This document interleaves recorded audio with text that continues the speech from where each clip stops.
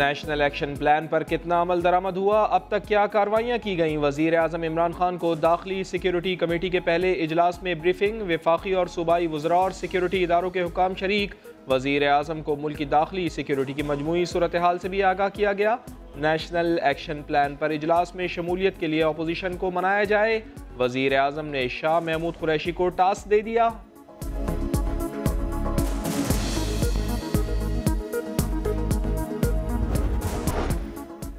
जरदारी और फरियाल को 10 अप्रैल तक गिरफ्तार नहीं किया जा सकता। इस्लामाबाद हाई कोर्ट ने दोनों की अबूरी जमानतें मंजूर कर लीं। 10-10 लाख रुपए के मचलकों के एवज 10 अप्रैल तक जमानतें मंजूर की गईं।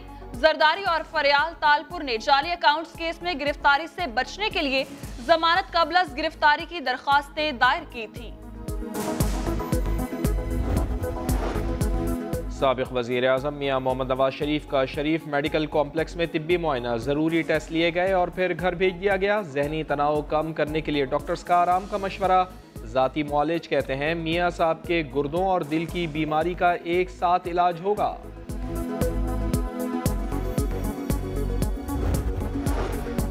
हर सूरत मुल्क से बदउनवानी का खात्मा करेंगे। मेगा करप्शन मुकदमात को मंतकी अंजाम तक पहुंचाना अव्वलीन तरजीह है। Chairman NAB justice retired Javed Iqbal का बड़ा ऐलान। कहा, नैब ने अवाम के लूटे गए 303 अरब रुपए खजाने में जमा कराए। बदउनवानी का खात्मा सब अफसरान कौमी फरीजा समझें। परवेज मुशर्रफ हर सूरत 2 मई को पेश हों। परवेज मुशर्रफ के खिलाफ संगीन गद्दारी केस की समाअत। खुसूसी अदालत ने परवेज मुशर्रफ को तलब कर लिया। वो ना आए तो अदालत बयान रिकॉर्ड करने से मुताल्लिक मुनासिब हुक्म देगी। खुसूसी अदालत ने परवेज मुशर्रफ की बरियत की दरख्वास्त एतराज लगाकर वापस कर दी। हम गवर्नमेंट है, हम उनसे कह रहे हैं बताओ जमीनें किधर पड़ी है, वो छुपा रहे हैं और हमें फिर बाद में पता चलता है कि ये भी जमीन उन्होंने रखी हुई है। ये भी यानी ये किस कमाल यहाँ एक सिस्टम डेवलप हो गया है कि गवर्नमेंट वो वाले समझते हैं कि जी उनकी जाती ज़मीन है क्योंकि उन्होंने, और फिर कब्जे करवाए हुए उन ज़मीनों के ऊपर मिलके। सरकारी इदारे हुकूमत से अपनी जमीनें छुपा रहे हैं। आइंदा जो डिपार्टमेंट जमीनें छुपाएगा उसे जेल में डालेंगे। आलमी बैंक के साथ मंसूबे की मफाहमती यादाश्तों पर दस्तखत। खिताब में वज़ीर आज़म बोले, आइंदा माह हाउसिंग मंसूबे पर काम शुरू हो जाएगा। 5 साल में 50 लाख घर बनाएंगे। अभी नहीं, दोबारा से ही वज़ीर आला बनना चाहेंगे आप? देखें जी, मेरा जो मकसद था इमरान खान का साथ देने का, वो कभी भी वजारतें नहीं था। अगर वजारतें होता तो मैं कभी अपोजिशन में ना बैठता।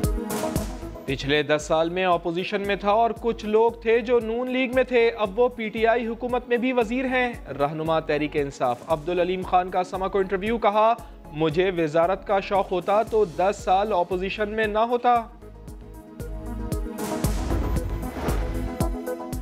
मेरे बेटे को पतंगबाजी से कैसे मना किया, गुजरावाला में पुलिस कांस्टेबल जल्लाद बन गया। 13 साल बच्चे पर तशद्दुद, गलियों में बरहना करके घुमाता रहा। वाक़े की CCTV फुटेज मंजर-ए-आम पर। वज़ीर आला पंजाब का नोटिस। RPO गुजरावाला से रिपोर्ट तलब। कांस्टेबल के खिलाफ FIR दर्ज, गिरफ्तार कर लिया गया।